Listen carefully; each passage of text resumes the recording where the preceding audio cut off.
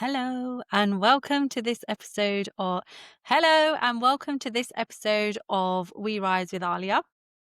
Today we are going to be talking about the true purpose of marriage. Right. So I'm recording this video in response to all the comments and reactions that I've been getting to a very short TikTok reel that I did recently, where I was just expressing my frustration with the way that our community sometimes puts loads of pressure on women to make the marriage work, right? Even when she is struggling massively and it is having a huge impact on her mental health, and when the marriage is clearly not working for her, for him, for anyone, right? And my point was that marriage is a gift that Allah has given to us, right? That is supposed to provide comfort and peace and serenity and tranquility for the two people. And if that gift then turns into a punishment, then it is not serving its purpose. Why is it that our people are more bothered about preserving the integrity of the marriage itself rather than the integrity of the person?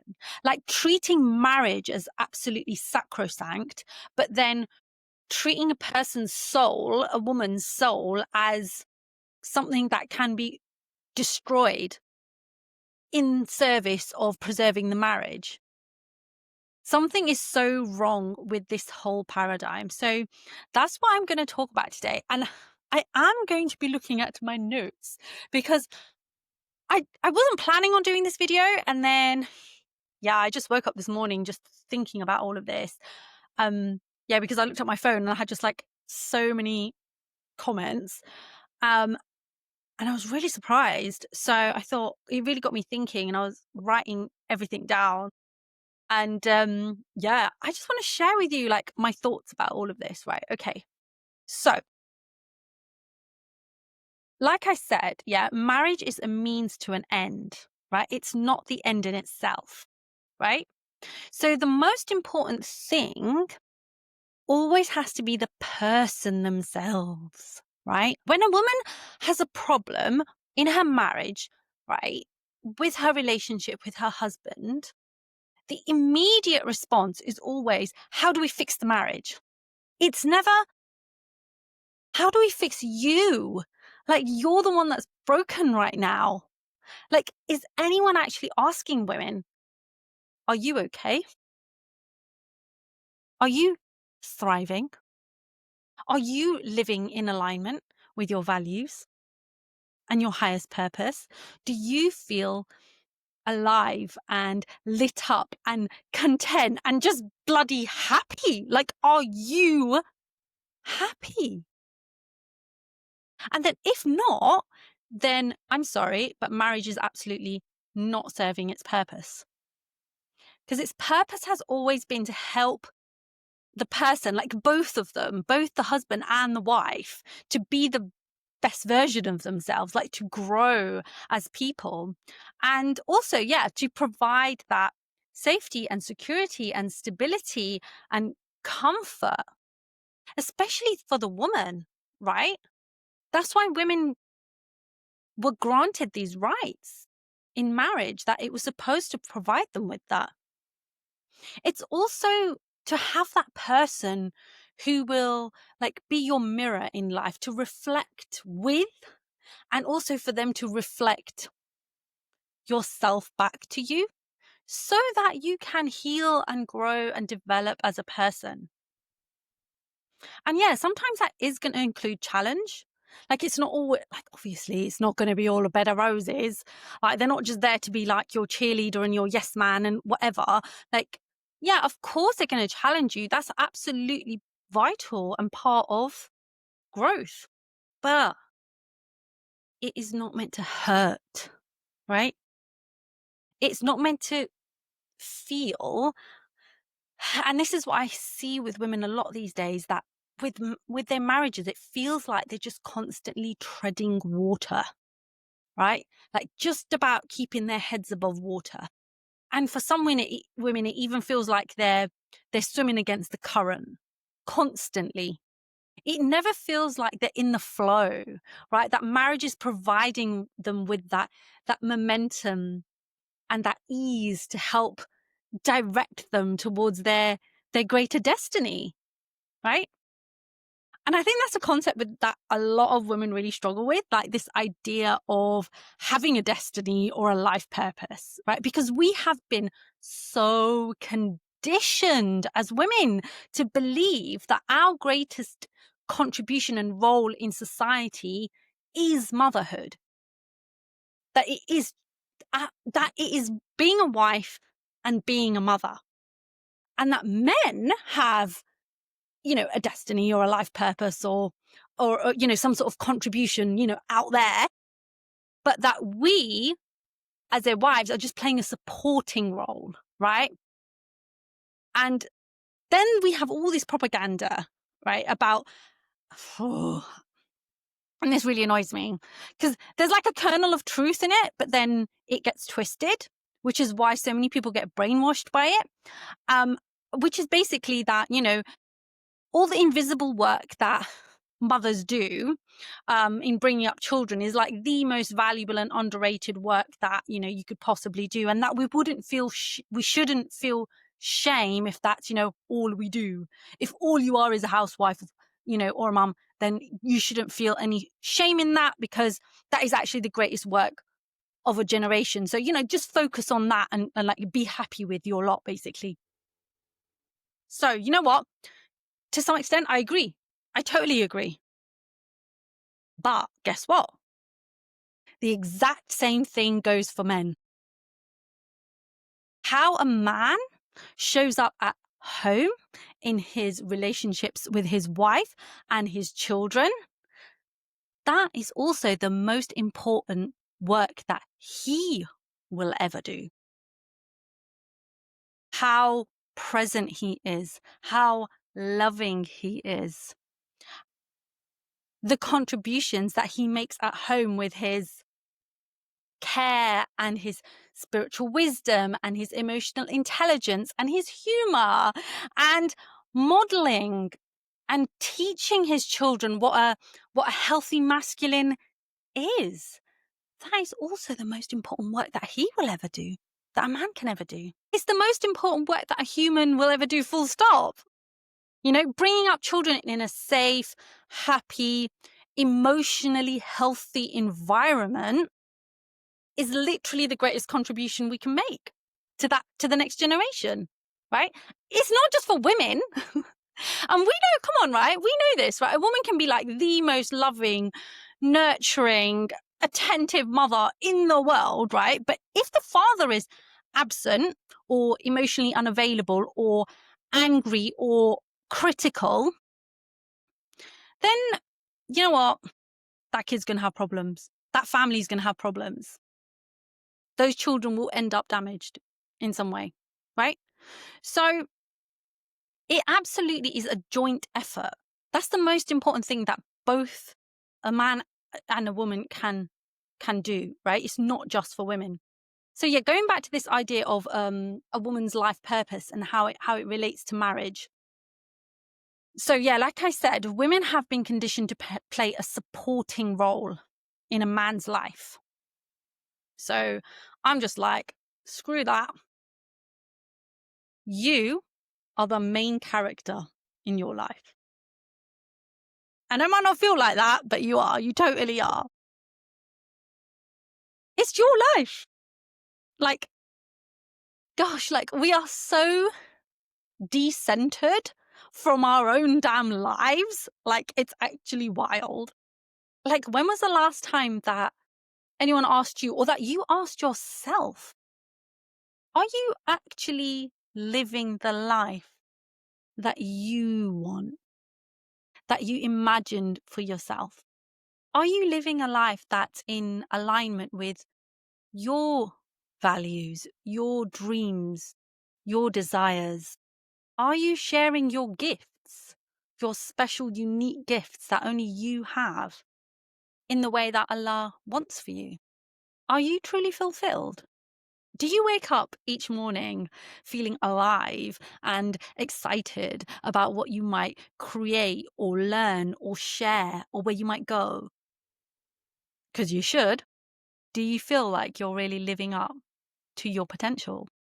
And when you sit and ask yourselves these questions, and I really recommend that you do, I get it that it might hurt.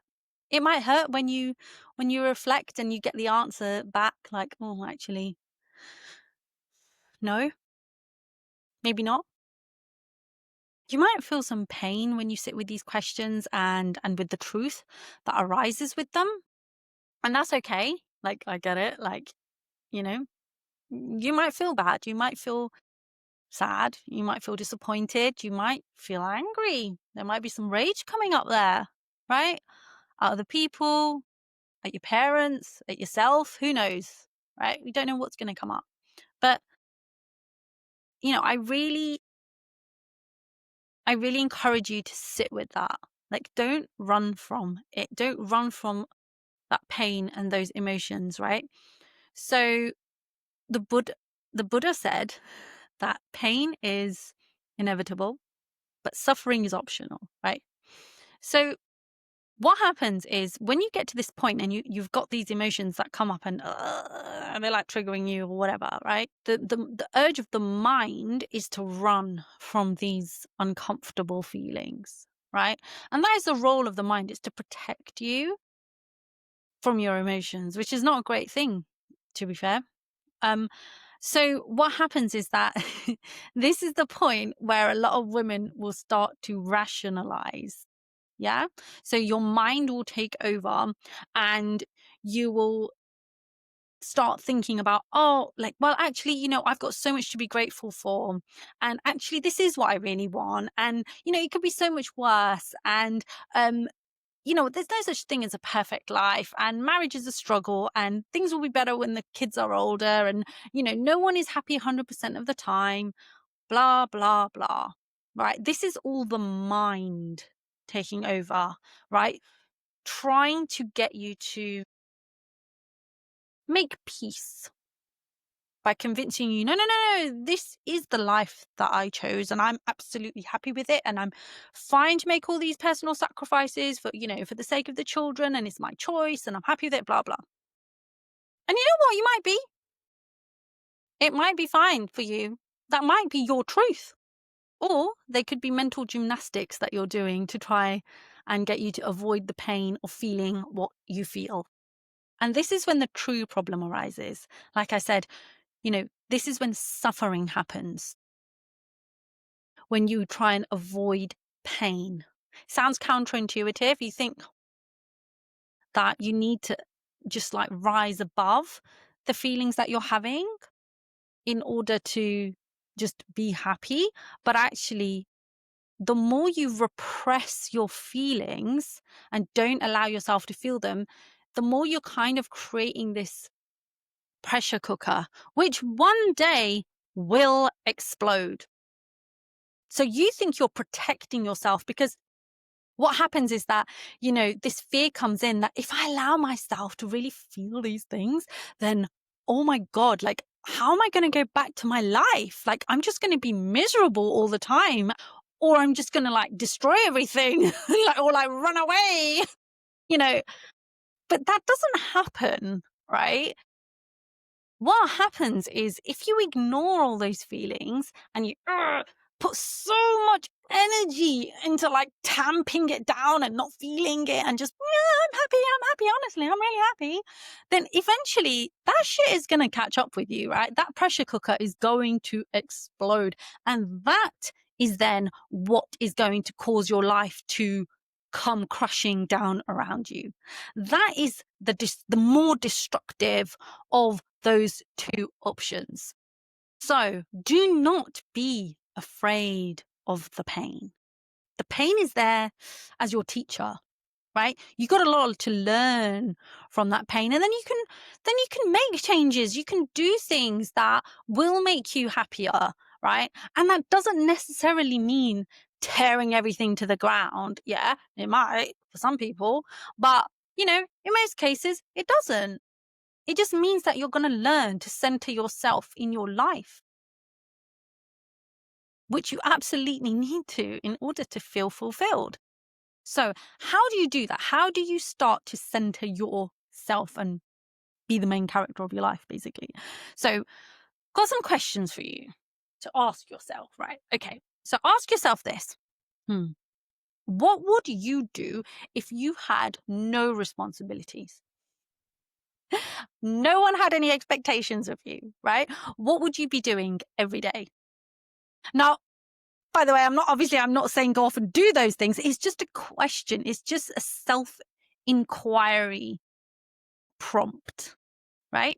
That's the point of this exercise, is not to like just drop everything and like run off and start doing everything immediately. No. I mean, like if I did that, so let me tell you what I would be doing. If I had no responsibilities and no one needed anything from me, right? I think I would probably be living in a cabin in the woods, like going on forest walks every day and sitting by the stream journaling or like writing my book. Yeah. And then like I'd be going off on spiritual retreats around the world and visiting sacred sites and just doing like yoga and breath work. And all these things all the time. Like that's literally what I think I would be doing my whole life. But I can't, obviously, I have 2 children. I have a full-time job. I have parents and siblings who need quite a lot from me, to be fair, right? So I can't just go off and live in the wilderness, even though I really, really want to, but it's part of who I am. Like it's part of knowing who you are and the kind of things that make you feel whole. This is how you learn more about yourself and understand what truly lights you up. And then you can start to bring more of those things into your life without any guilt. Although that's another huge topic that we do need to talk about as women. That guilt that stops us from doing more of what we love. And even though, and this is really important, this is the thing that I want to say, right? I think the reason why I am happy, right?